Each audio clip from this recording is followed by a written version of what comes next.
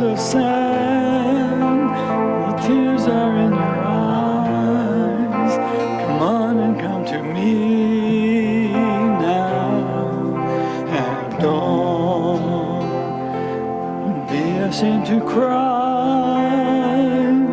Let me see you through.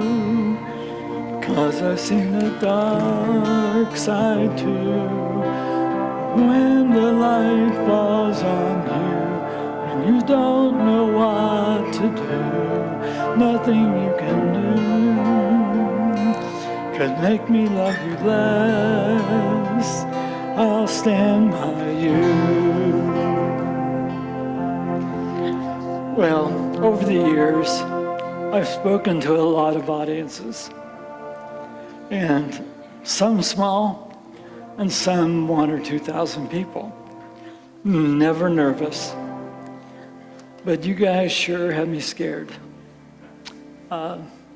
It's just a scary situation here, because I'll see you every week. So before we start, I'll do a little prayer, because I'm going to need it.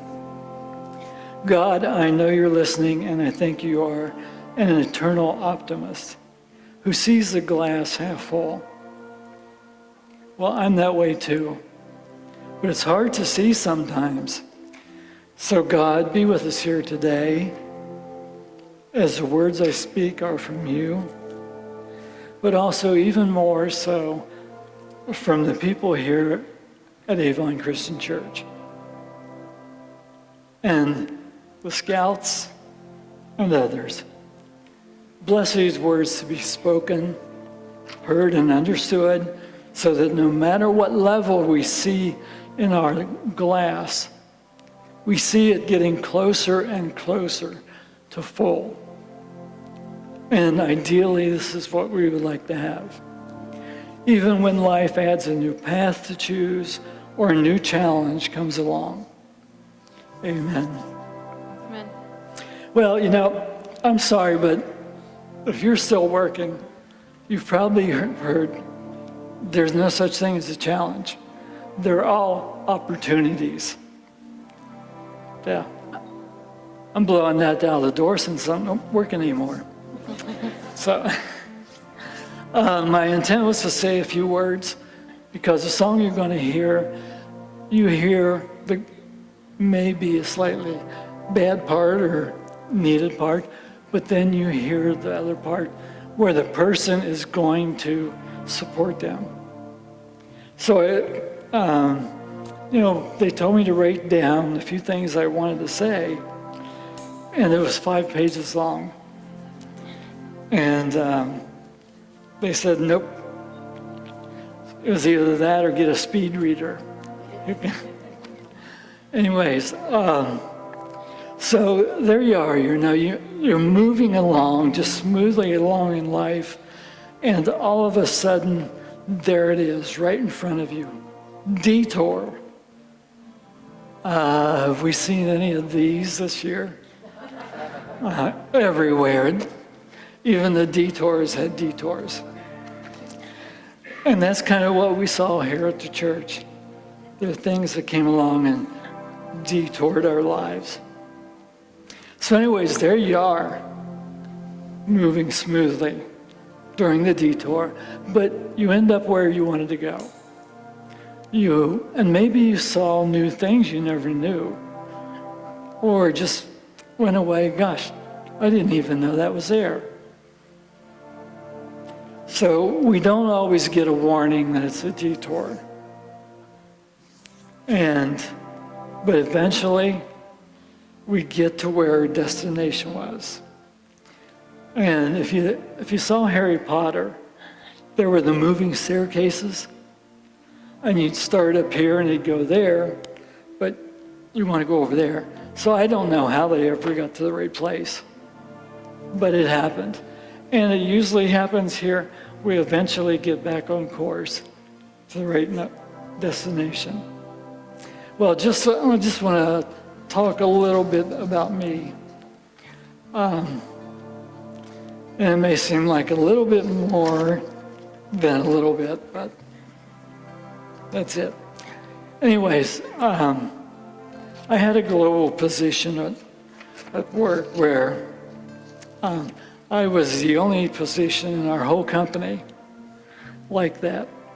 I was a liaison, and people in Indy knew me, but I sent out information and letters and guidance to people worldwide. Everybody in Indy, just about everybody in Indianapolis knew me, because there were two things you could find me. Number one was the orange Christmas tree. And my intent was to leave it up all year and decorate it differently for Easter and Thanksgiving, Christmas. Well, that never happened. Kind of like a lot of things we plan. So I took it down one day, and believe it or not, it was an hour. A lady came by and she kind of looked, and she said, "Do you know where the orange Christmas tree is?" Because she was given directions to go find the orange Christmas tree and then turn there. And that's kind of like, how many times when you're given directions to people in Avon, they're just not quite getting it, and you use one of our unique things here as an example, our steep, high roof. The other thing on my desk at work, I had a message said, "The doctor is in, ... Who?" Well, people, not everybody knows that, but the doctor is a Time Lord. He traveled through space in his TARDIS, and he went to places where there was going to be a problem. And he stayed with them there, helped them come up with solutions, and he stood by them with everything he had. Well, I didn't have a TARDIS. I didn't have a big blue telephone booth, but my job was kind of like his. And by the way, one of my previous bosses asked me if I would let her have the Christmas tree. So it has found a nice, safe home. So believe me, as I go through these things, I'm going to tie them all together. I don't have the screwdrivers that Doctor Who had, but we're still going to be able to tie these together into one positive theme. Well, at least that's my plan. But some of you may still see a glass that's half empty, and there's different variations. And some will say they see it half full. So life is getting us back on track, and we're getting to our destination, and we're really there. So, if you're mad, get mad. Don't hold it all inside. Come on and talk to me now. Hey there, what you got to hide? I get angry too, 'cause I'm a lot like you. When you're at the crossroads and know which path to choose, let me come along, 'cause even when you're wrong, I'll stand by you. Well, I have no intent to minimize or diminish the importance of some things that I didn't listen. But if I listed everything, we would be here all day. So I picked out a few of the really important ones that were for me and I participated into. So if you have a situation and it's not on here, it's not because I didn't think it was important, it's because I just don't have enough time. So, you know, you look at different things that happen in our lives. And, you know, along the way, I started doing things different. I was always a glass half full, eternal optimist. Everything will work out. And it really helped me focus on some good situations that can come out of really crappy situations. So, and I'm not saying these are crappy situations, because a lot's about my family.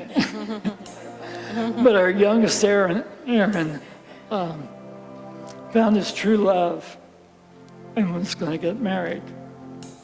And then he mentioned, or we asked him, well, what do you want to do for your rehearsal dinner? Well, we were thinking about having it at the house. And Deb and I both looked at it and said, and where is this house? Yep, it was our house. And we were also going to invite all the people that were already in town to come and be there. So we figured about 50 people. Oh my gosh, what are we going to do? Then one day there was a discussion with my oldest son, Ryan. And he's now a young man. And, you know, I didn't think about everything he said to me that day. But we'll come back to that. But it was something that was important. We've all lost, there have been loss of several loved ones this year, and even the other within the last week. Then one of the items is my visit with Allison Case. And Michael Gilbert, doing what he does so well. Well, have you ever had one of your kids come up to you and say something that is so profound, meaningful, and you thought, or you even said, all right, where's my kid? And who are you? Well, it didn't click then, but the discussion with Ryan was really a tears of joy event. He came to me one day. He was helping me, or I was helping him. And he said, you know, I've just been thinking about this. And what are your doctors doing? Is it helping? Are they trying different things? Have they considered other treatments? And he said, I've just been thinking about you all week. Couldn't get you out of my mind. I'm trying to figure out what can we do. I didn't really think about it then, but realized later that that meant a lot. And it showed his true character. He was there to stand by me. And really, that's always been his character. So I had to take something to Allison Case one day. And I gave her the package, and we were at the door talking, and I started to tell her just how unexpectedly it affected me. So we talked quite a bit, and I'm really surprised that she didn't come up with some excuse to get me to go away. I've got to go call somebody or do something, but she surprised me and said, well, come inside and let's just sit down and talk. And it was one of those situations where I felt maybe she had more of a positive impact on me than I did on her. And she told me all about the things that people were doing for her. And everyone was standing by her. Michael Gilbert. So many of you know Michael, and He was there that first Sunday, and his true gift became obvious as he approached communion with me. And that was a special time because Jeff and I would usually get up at the last two, and he would meet Allison, and I would walk up. Well, he wasn't there, but Michael was here that day, and he walked up with me. And he saw how difficult this was and challenging. And now I understand why he does what he does, why he chose to be helpful to people in those situations. Just, you can't say enough about Michael. Well, anyways, there are challenges. I'm sorry, but they're not opportunities. So I don't care what you call them.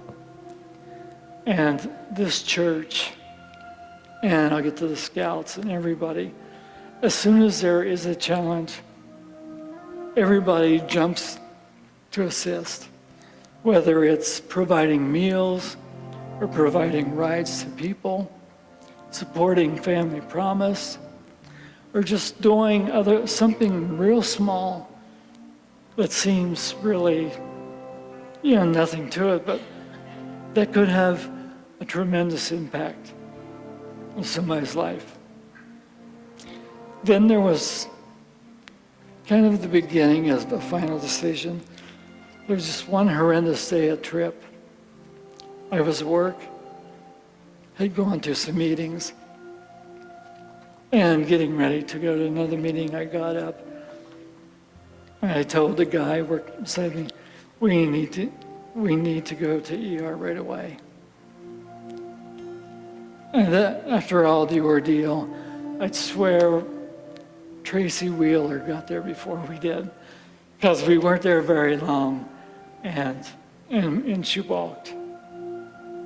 And I didn't realize at the time, because I was just in no mood to think. But God sent her to be there with Deb, my wife, because I could just tell that she needed support. She was sitting there and they were doing what they could for me. And I really I couldn't give any support to her. So Tracy Wheeler was just God sent that day. She helped Deb, they talked, and while they were taking me away for things, she didn't have to stand alone. Tracy was there and stood by Deb. So those are some really big ones that have changed in my life. Well, anyways, let's get to Aaron and Taylor's wedding and rehearsal dinner. And I thought, oh my gosh, 50 people. Oh. Well, the Scouts came to the rescue. I had approached a couple of people, and Ed told me that, and you've probably all seen Ed one time or another, big, tall guy, just a wonderful person. He said, Scouts will take care of the dining flies. We'll set it up, cross it off your list. And then I looked and I need tables and chairs. Well, Jim Knopf came to the rescue. He brought the Optimus trailer over, said, use whatever you want. Call me when you're done and I'll come back and get it. And I had the food catered. And then some people were there from the church to help. Kenda and Tracy were there. I don't know if there were any others, but that was a great help. So it gave us time to sit and visit with our family and friends who we hadn't seen for a while. And even Aaron's wedding party, they helped put chairs and tables away, because he's developed this friendship group They're spread out, but they're still friends, no matter what. And they were all standing by us. And I'm sure that you do things like this too. And you do it because you just do it. It seems natural. And although I was so afraid that somehow I would end up being a bad memory for Aaron and Taylor if I wasn't there at their wedding.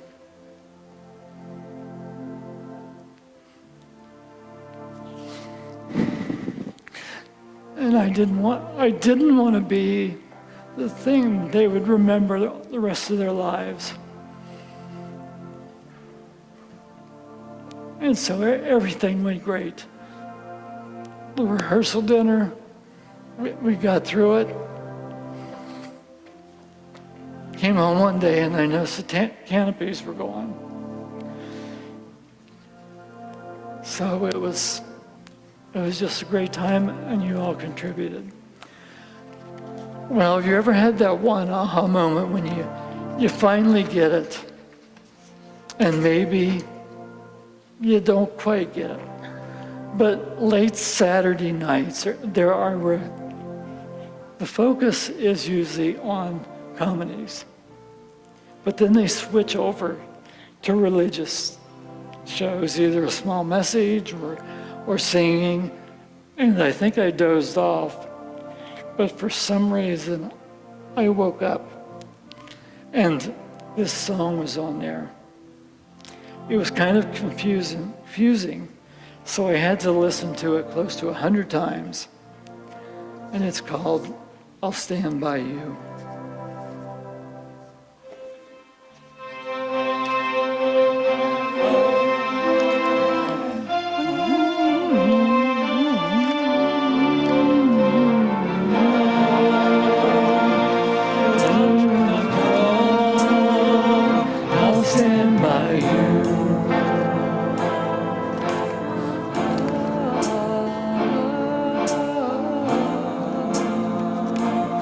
Okay, I had the song, but I'm not sure it's real intent. Regardless, the main theme for me was, no matter what, we will stand by you.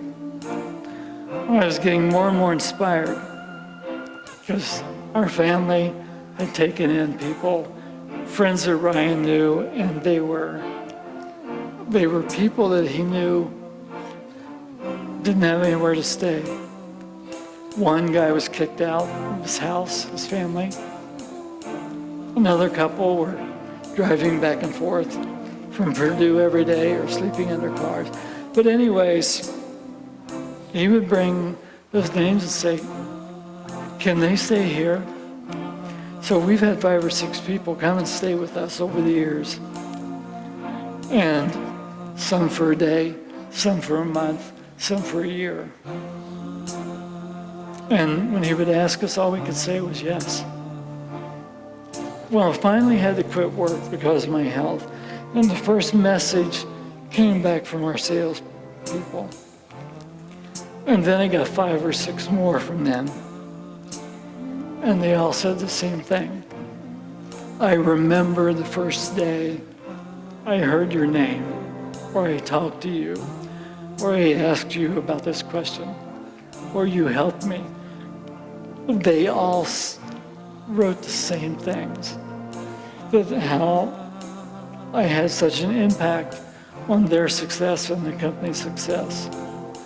And I never thought of that. I just did it. So, having an impact. So, it was a relief now to start finally talking about things. And here at ACC, there are many of you that stop by periodically just to check on me. Dorothy has been real diligent,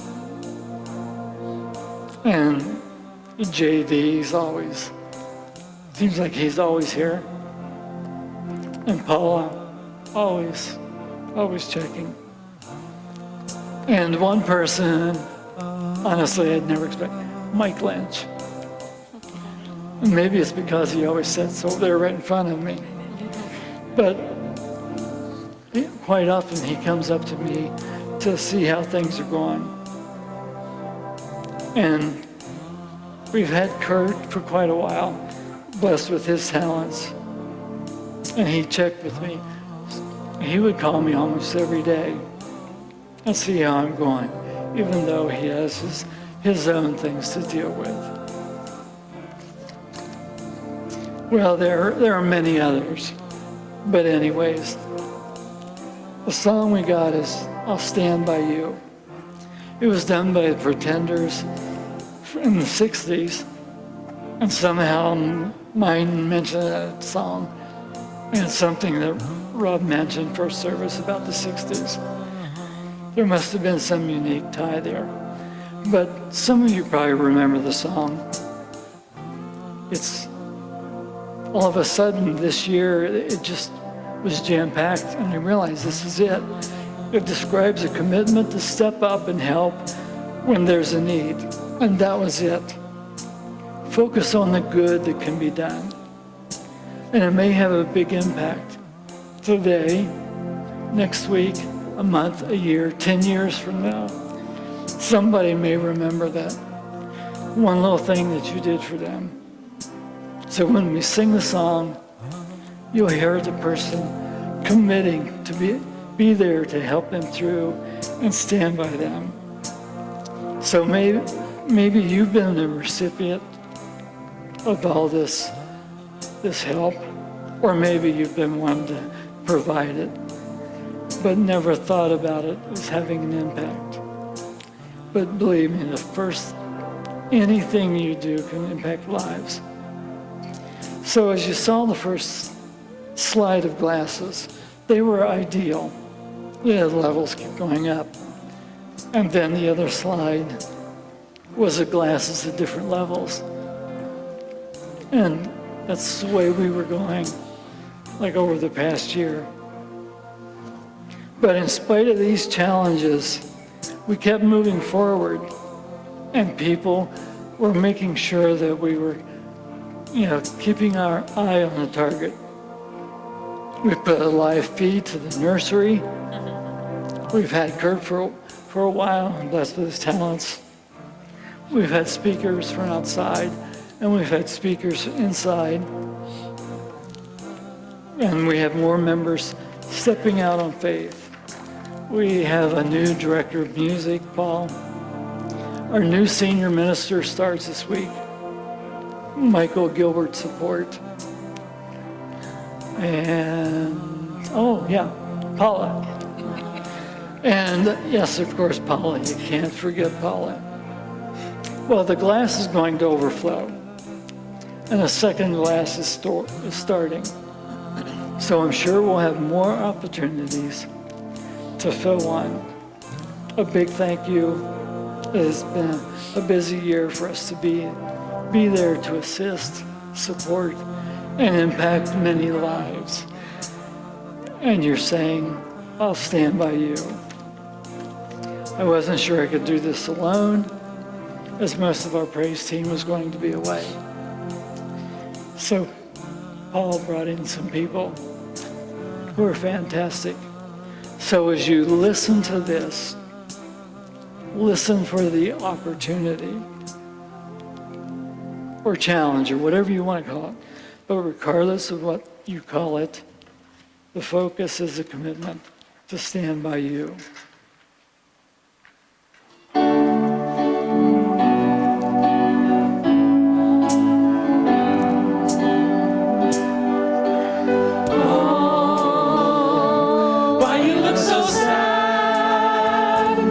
Tears are in your eyes. Come on and come to me now, and don't be ashamed to cry. Let me see you through, 'cause I've seen the dark side too. When the night falls on you, you don't know what to do. Nothing you confess can make me love you less. I'll stand by you. I'll stand by you.